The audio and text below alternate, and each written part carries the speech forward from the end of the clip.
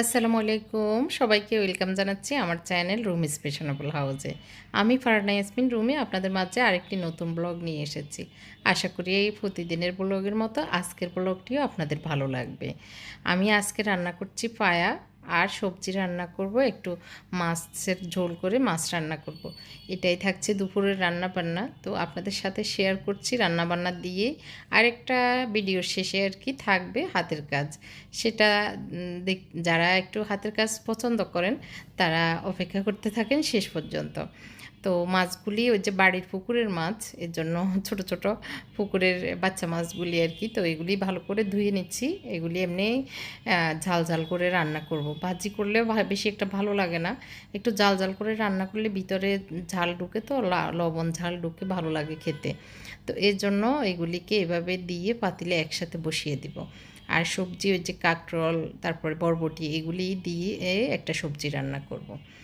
তো এখানে আমি মাছ যা যা লাগবে দিয়ে দিচ্ছি: হলুদ, মরিচ, লবণ আর একটু আদা, আদা দিব না, রসুন, তেল, সব কিছু দিয়ে ভালো করে একটু মেখে নিচ্ছি। তেলটাও একটু দিয়ে দিয়েছি আর অল্প একটু পানি দিব, তাহলে মোটামুটি মানে কষানো হয়ে যাবে।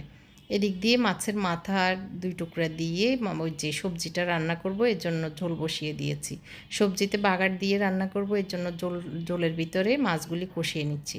রসুন দিতে ভুলে গিয়েছিলাম, এর জন্য একটু রসুনও দিয়ে দিয়েছি। ভালো করে কষানো হোক, তারপরে আমি সবজিগুলি দিয়ে দিব। এদিক দিয়ে ওই যে ফায়াগুলি বা নেহারি যেটাই বলি না কেন, এগুলো উল্টিয়ে পাল্টিয়ে দিচ্ছি। মানে অনেকগুলোই তো একসাথে বসিয়ে দিয়েছি কালকে সকালের খাবারের জন্য।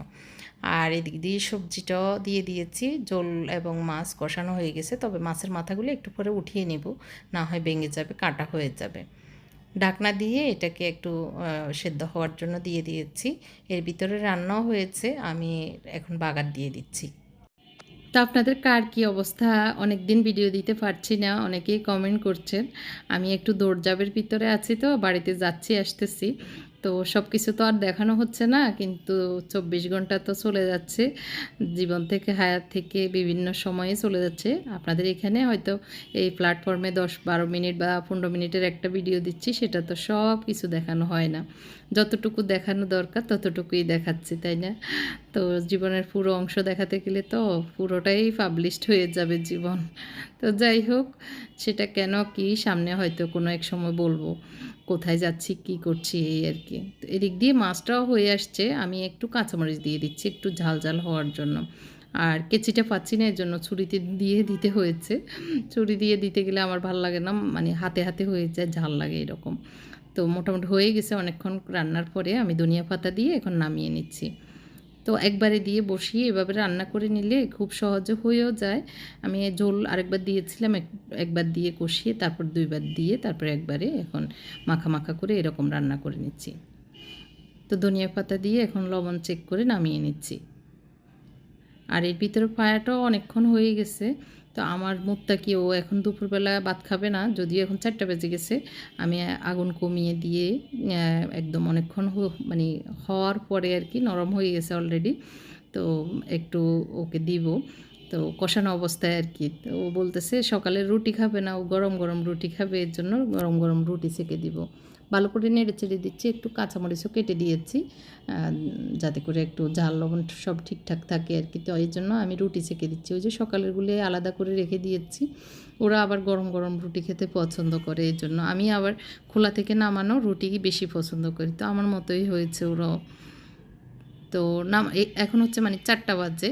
তো এই জন্য ওই যে দুপুরের দিকে এগুলি বসিয়েছিলাম, মাঝখানে একবার বন্ধ করে রেখেছিলাম, আবার এখন মানে আবার 1 ঘন্টা থেকে এগুলি হচ্ছিল। সকালে খাবো এই জন্য এখন আজকেই সব রেডি করে মানে একদম 100% করে রাখছি এই জন্য। তো ও খাবে বলাতে ওর জন্য সহ ওর আব্বুর জন্য বেডে রাখছি, যদি রাতে ওরা খায়। তো এইভাবে বেডে নিয়েছি। তো এবছরের প্রায় এই প্রথম একদিনই রান্না হবে। আর বেশ, যেহেতু আমরা এবারে ভাগে গরু দিয়েছি, গত কয়েক বছরে একা একা দিয়েছিলাম, কিন্তু এবারে মানে আমি ইচ্ছা করেই ভাগে দিয়েছি, কারণ গরু গোস্ত বেশি হয়ে যায়। গরু গোস্ত থাকলে আবার খাওয়া হয় বেশি, এর জন্য। তো এভাবে আমি রুটিগুলি সেঁকে নিচ্ছি। এগুলি হালকা ছেঁকে আমি ফ্রিজে, নর্মাল ফ্রিজে এবারে এভাবে রেখে দিই। তো ও তো খাবার জন্য রেডি হয়ে বসে আছে। এদিক দিয়ে আম কুটে একটা পাতিলে নিয়েছি। একটু টক মিষ্টি ওরা পছন্দ করে, আম একটু মানে একদম নরম হয়ে গেলে ওদের ভালো লাগে না, তো এই জন্য আধা কাঁচা আধা ফাঁকা এরকমই পছন্দ করে। তো ও বললো ছোটো একটা দিতে, এই জন্য ছোটো একটা দিয়ে দিচ্ছি। এরপরে বিকেলবেলায় আমি এই কাজটা করছি। এই টুলটা যদিও এটার শর্টস একটা দিয়েছিলাম রিল, কেউ কেউ হয়তো দেখেছেন। তো এটা অনেক পুরাতন, আমার বাবার বাড়ির ছিল, তো এটা আমি নিয়ে এসেছিলাম আমার একটা জায়গায় বসার জন্য। তো এটার ওই যে উপরের অংশটা উঠেও যাচ্ছে, তো এই জন্য একটা ফেরাক মেরে ভালো করে শক্ত করে তারপর এটাকে আমি কালার চেঞ্জ করবো। এটা লাল কালার করেছিল বাবাই, তো সেটা এখন চেঞ্জ করে আমি সাদা কালার করছি। মানে কালারও এত ভালো করে লাগে নাই, পুরাতন হয়ে গেছে তো অনেক জায়গায় একটু উঠা হয়ে গেছে এরকম। তো আমি ভালো করে এনামেল সাদা করে নিচ্ছি। এটা এনামেল কালার হলো অয়েল কালার, তো যার কারণে পানি টানি লাগলেও মানে এই টুলটার আমি চারিদিকে এইভাবে 2 কোট দিয়ে রং করে ফেলছি। এটা অনেক পুরনো, ফেটে গিয়েছে, তো কাটা অংশ আর কিছু করতে পারিনি আমি, যেহেতু পুটিং লাগাইনি, জাস্ট রং করে নিয়েছি। আর এটার টপটা আমি রং করিনি, টপটা এইভাবে আছে, 1 কোট দেওয়া আর কি এটা। তো টপটার উপরে আমি এখন কি করব সেটা চিন্তা করছি। হাতে আলপনা করে রং করব নাকি আমার কাছে কিছু, আমি যেহেতু হ্যান্ডক্রাফটের কাজ করি, একটু পছন্দ করি হ্যান্ডক্রাফট, যখন যেটা পাই কিনে রাখি। আমার কাছে এই ধরনের কিছু জিনিস আছে হ্যান্ডক্রাফটের। এটা হচ্ছে টাইলস স্টাইলের হ্যান্ডক্রাফট, আর এটা হচ্ছে এগুলি ফ্লাওয়ার। তো আমি একটু দেখি কোনটাতে ভালো লাগে। তো আমি এখানে এভাবে এগুলোকে 2 ডিজাইনে এভাবে রাখলে কেমন লাগে একটু দেখি।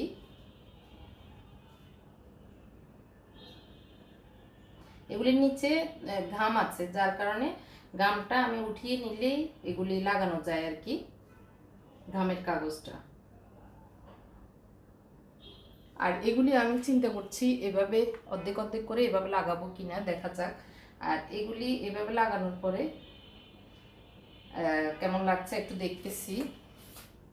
তো আমার কাছে মনে হয়েছে এভাবে এই স্টিকারগুলি দিলেই ভালো লাগবে, এর জন্য আমি ঘামটা সরিয়ে নিচের যে পেপারটা ছিল এটা সরিয়ে এই স্টিকারটাই লাগিয়ে দিয়েছি। তো সাইডে আমি একটু গোলাপি কালার করে নিচ্ছি, সাদা কালার করলে মনে হচ্ছিল আলাদা আলাদা কালার, এর জন্য আমি সাইডে গোলাপি কালার করে নিয়েছি।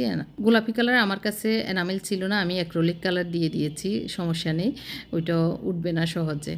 তো রাউন্ড করে দিয়েছি, সোজাসুজি দেওয়ার কারণে আমার কাছে ভালো লাগেনি এই হলুদ কালারের স্টিকারটা, তো ওইটাকে রাউন্ড করে কেটে এভাবে দিয়েছি। সাইডে ছোটো ছোটো প্রিন্ট ছিল, সেটাও আমি এভাবে লাগিয়ে দিয়েছি। তো ফাইনাল লুকটা এরকম ছিল। আপনাদের কাছে কেমন লেগেছে অবশ্যই কমেন্ট করে জানাবেন। পুরাতন জিনিসকে আমি না ফেলে দিয়ে এই ধরনের রিসাইকেলিং করি, সেটা আপনারা যারা আমার নিয়মিত ব্লগ দেখেন তারা তো জানেনই। তো আজকে এই পর্যন্তই ছিল। আসলে আজকে কোনো ভিডিও আমার শ্যুট করা হয়নি, তো এর ভিতরে আবার বাড়িতে যাব, তো ওই দিকের টেনশানে আর বাসায় কোনো কাজ করছি সেটা ভিডিও করার সুযোগ হয়নি।